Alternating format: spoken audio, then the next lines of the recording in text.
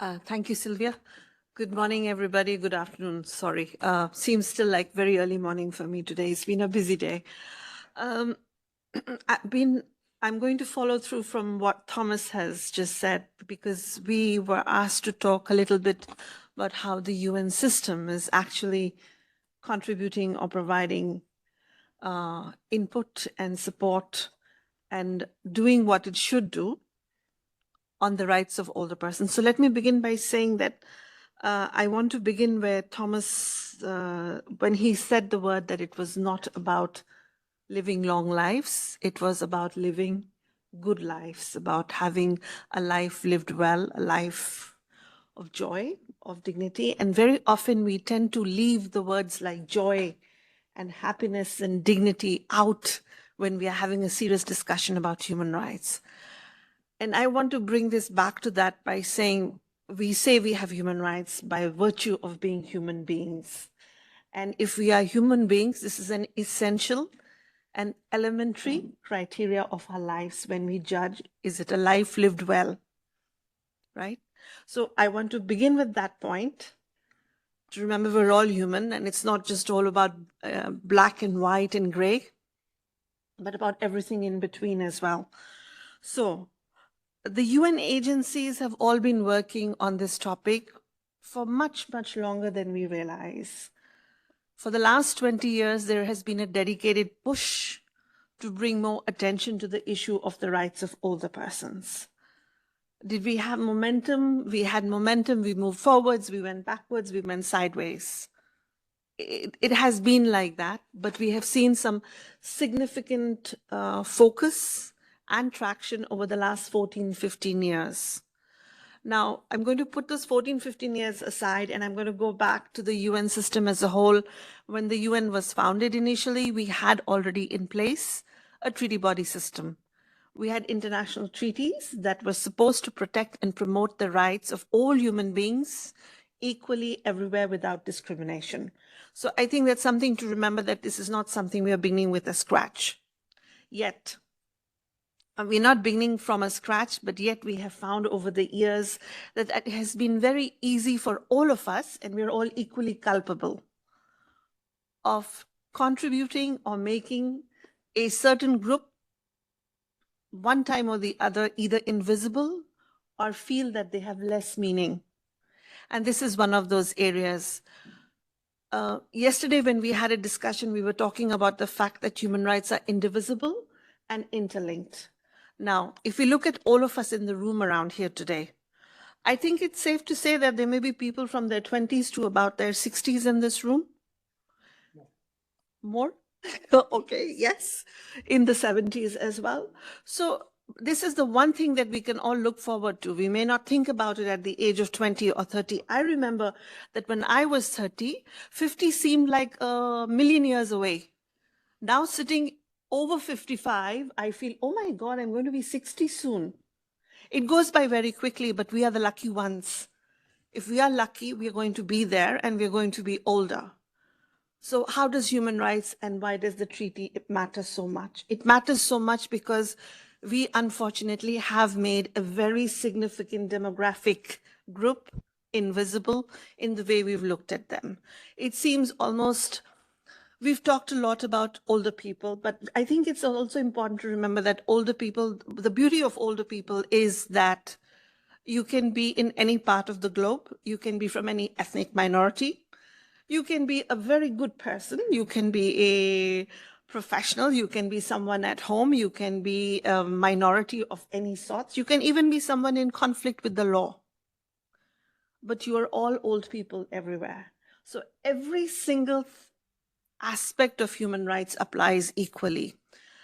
Coming back to the importance of the human rights framework, I just want to talk a little bit about the fact that we have the treaty bodies. We have the special procedures, and the beauty of the special procedures is this is a system that looks at every aspect of human rights, and it has done so from 1948. Even before, you have things that look at safe drinking water, your right to food, your right to healthcare, your right to housing. These are things that we all take for granted.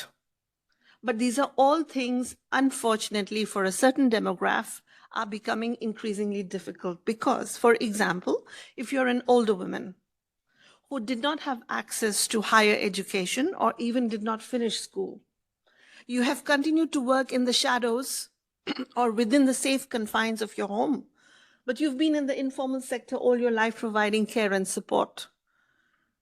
You are widowed because most of the times women tend to live longer than men. But the challenge here is that women live longer than men, but they do not live necessarily healthier than men. They do not necessarily have access to issues like property, pensions, or certain rights. So how does this equate to a good life lived? And there are many different aspects which we could explore and continue going on. So the special procedures, the treaty bodies, the UPR system all together come together to provide that support. But then some of you may ask, then why this emphasis on a new treaty body?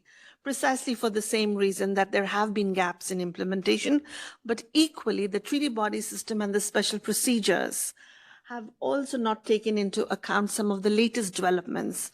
Law does not live in vacuum. It responds to challenges and opportunities that arise. 20 years ago or 25 years ago, I remember as a slightly younger person that there was so much of what we take for granted in digital technology seemed like science fiction to us. Today, it is a living reality for us. Where has law adjusted to that or reacted to that? We haven't. So there is a gap there. And like that, there are many different areas of gaps. The UN system also have the UN economic commissions in different parts of the world, and they are all helping us work together as a united system to ensure that we are collecting better data and we are able to support member states more effectively in collecting data and analyzing it with the objective of the rights of older persons. There are many of us UN agencies in the room as well. I'm delighted to be sitting next to Thomas because, as some of you know, his team and us, we are working on a specialized project for bridging the digital gap for older people. It's a project that we've been talking to you about. There are many different aspects we could talk about. And I just want to say that each and every part of the UN system is coming around to this. We also have a very active interagency working group, which is more than 35 UN agencies that collaborate and share ideas on how we can do better, how we can share best practices, how we can help in improving policy and legislation. And here, if I may just go back for one more minute to the human rights framework, because it has been taking a serious beating in the last few days. And I think it's important we do put it on the table that the treaty body system, the special procedures, and the UPR have been some of the biggest successes that have been fought in the human rights world in taking forward the improvement of human rights. And the guidance that one receives from these specialized experts or the recommendations made directly to a country or a member state once a special procedure has visited the member state, or the recommendations that states take on under the peer review of the Universal Periodic Review, all ultimately are aimed at improving, strengthening, and where necessary, establishing structures, policies, and law to improve, protect human rights, and to promote the effective enjoyment of human rights of all people. And right now, our emphasis also is that this system must be challenged a little bit more and to do more for older persons. Thank you very much.